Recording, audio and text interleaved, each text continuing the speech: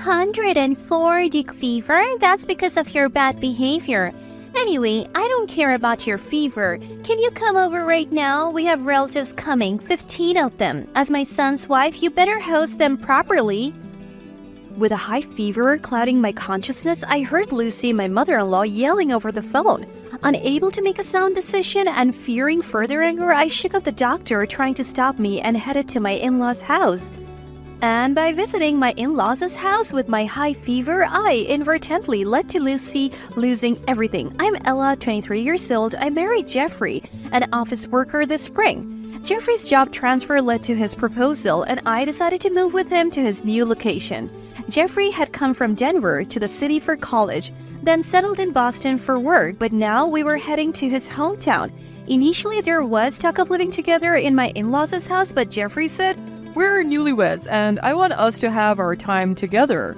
So we opted for a close but separate living arrangement from the in-laws' house for the 2-year transfer. Jeffrey's hometown was a peaceful countryside, a stark contrast to my lifelong home in Boston. I was adjusting to its fresh air and the inconvenience of shopping, but still, my days were fulfilling. Fortunately, my job allowed remote work, so we managed our finances together. However, Lucy seemed displeased. Because I have work, when I declined her request citing work. She's a daughter-in-law and doesn't do housework. Her so-called job just lounging at home must be a lie. Not going to the office? What kind of work is that? She started accusing me with such remarks. Trying not to be disliked by Lucy, I began sacrificing sleep to keep up with work and her demands. Sometimes, I didn't notice her calls during a daytime nap, leading to more anger from her. She's definitely lying about working. While Jeffrey works hard, his wife just sleeps at home. Once at the in-laws' house with Jeffrey, Lucy remarked in front of him, "Ella often doesn't answer calls during the day. What does she do at home?" Jeffrey defended me, saying, "Ella works from home. I don't know why you called, but please don't disturb her work." At that time, Jeffrey once argued with Lucy. After that, in Jeffrey's presence, Lucy acted supportive. "You work hard every day. It must be tough following Jeffrey to such a rural place. Let me know if you need help." But she became sarcastic when he wasn't around or busy. I didn't consult Jeffrey to avoid troubling him or making him hear complaints about his mom. Lucy's tasks range from minor shopping to cleaning the in-laws' house, neighborhood, and an unused warehouse they owned. The in-laws' house was quite old, and cleaning it was a real chore. Moreover, Lucy wouldn't let me use any electrical appliances. Using electricity is a waste, so everything had to be done by hand. On top of that, there was no air conditioning. In the summer, the heat was unbearable, and in the winter, the cold plus chores like mopping with water felt like a form of training. On days when I wanted to use hot water, I would get scolded by Lucy, saying, "When I got married, things were much harder. I had to make my own rags and didn't have proper cleaning tools. I fulfill my duties as a wife like that, and yet all you do is complain? Can't you even clean properly?" Crushed by her words, all I could master was a meek, I'm sorry." All I could reply was one word. One day, following Lucy's instructions, I went shopping at a supermarket a little far away. It was a hot summer day since Lucy always said, "There is no place to park your car." I would go home first on shopping days, leave the car, and then walk to the in-laws' house.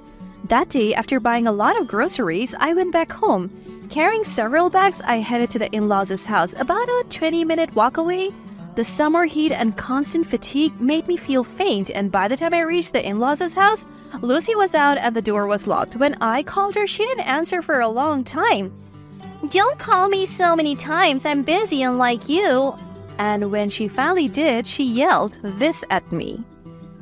"I'm sorry, some of the groceries include meat, so I thought it would be better to put them in the fridge quickly." I explained. "Just wait there, I'll be back soon," she said, so I waited at the entrance, but Lucy never came back, and with a meet in mind, I left her a message and went back home. This angered Lucy. I was feeling unwell, so after storing the groceries in the fridge, I lay down in the bedroom. I was asleep when I was awakened by a loud knocking at the front door. "Ella, I know you're in there, come out." Lucy was shouting. Startled, I rushed to the front door. You! I told you to wait, didn't I? Why did you go home on your own? I'm sorry, I left a message, but it's hot outside and I thought the meat would spoil. Message? I'm too busy to look at my phone. Were you trying to steal the groceries I paid for? No, everything is stored in the fridge. Please take them with you. What? You expect me to carry the groceries? Who do you think you are? Unable to respond to Lucy's rant, I just kept apologizing. Then suddenly, I heard Jeffrey's voice. Mom, what are you doing? He had just come home. Jeffrey, I asked Ella to do the shopping, but she didn't bring anything back, so I thought something had happened and came here. Lucy's momentum waned with Jeffrey's arrival, but she glanced at me with a look that said, "Keep the story straight." A bit overwhelmed by the heat, I went home to rest. I thought I sent Lucy a message, but it seems it didn't go through properly. As I awkwardly tried to cover up, Jeffrey sighed deeply. Mom, Ella said she has work, right? Why didn't you go shopping by yourself? No, that's not it. There was a lot to buy today, and I offered to help after hearing that. Well, I'll believe you, since Ella said so much, but you came all the way here and yelled at her, right? It's a nuisance to the neighbors, so please don't do it again. Jeffrey said sternly to Lucy, and Lucy, in a small voice, muttered, "Sorry." That day, after Jeffrey drove Lucy and the luggage to his parents' house and returned, he asked, Was everything really okay? Did anything unpleasant happen while I was gone? I simply told him, no, everything's fine. And citing feeling unwell, I went to bed early. After that, for a while, there were no calls from Lucy, but as autumn passed, she started asking for my help again. This time, however, she didn't ask for cleaning, just shopping. Transporting things from our house to the in-laws' house was a hassle, but it was much easier compared to cleaning, which was a relief. But as winter deepened towards the end of the year, I was asked to clean again. Lucy mentioned it was for the New Year's big cleanup, since they had almost stopped cleaning after they stopped asking me. The unused rooms, attic, and storage of the in-laws' house were in a terrible state. I was called day after day enduring the cold and cleaning everything with cold water. Around this time, my work also became very busy, and I was getting less than 4 hours of sleep a day. After about a week of this, I caught a bad cold and developed a high fever right on New Year's Eve. After seeing Jeffrey off to work, I was about to head to the in-laws' house, but I collapsed on the spot with dizziness. I managed to call an ambulance with my phone and was rushed to the hospital. I was nearly diagnosed with pneumonia and had to be hospitalized immediately. When I woke up after receiving an IV drop, it was past noon. I jumped up and asked the nurse, who rushed over, "Where's my phone? Where is it?" I asked. The nurse, looking puzzled, handed me my phone. "Why didn't you come to the hospital before it got this bad? You were on the verge of pneumonia. Please rest for a while. Will you contact your family yourself?" she asked. Noting silently, I checked my phone and, as expected, found several missed calls from Lucy. When I called back in a hurry, Lucy answered immediately. "Where are you right now?" Surprised by her voice on the phone, I explained the situation. "I'm sorry, I seem to have caught a bad cold and am currently receiving treatment at the hospital. They said I'm on the verge of pneumonia and need to stay." "Hospitalized? It's just a cold, isn't it? Relatives are gathering at our house." "But I have a fever of 104 degrees. 104 degrees fever? That's because of your bad behavior. Anyway, your fever doesn't matter. Come here right now. Relatives are coming. 15 people. You're a daughter-in-law. You should properly host them." Lucy's shouting could be heard from the cell phone, and a nearby nurse frowned, but I, dazed, responded, "Sorry, I'll be right back," and hung up. "Do you know you need to be hospitalized? You're saying you'll be right back?" "But I have to go back. All the relatives are there, and as his wife, I can't be absent. Lucy will get mad." While saying this, I finished getting ready, shook off the nurses trying to stop me, and got into a taxi. Fortunately, some of the nurses, aware I was Jeffrey's wife and knowing the in-laws' house contact, sensing an emergency, allowed me to leave the hospital on the condition I would return later. Then I rushed home, changed clothes, and ran to the in-laws' house. At the in-laws' house, several relatives had already arrived, and I hurriedly greeted them. While talking with the relatives, Lucy came out of the kitchen and said, Sleeping in on a day like this? Who would a klutz? Smiling perhaps because of the relatives. Sorry, what should I do? I apologized to Lucy and tried to enter the kitchen. But a woman of Lucy's age in the relative group stopped me. Wait, you're all red. Are you okay? I'm fine. Just a bit of a cold. A cold? Coming to a gathering in that state, go home and rest.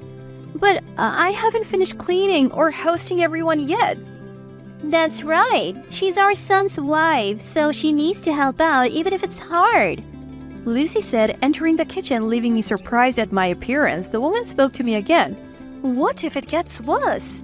You might even spread it to others. Sorry, it's just a light cold. Come here. She pulled my hand and touched my forehead.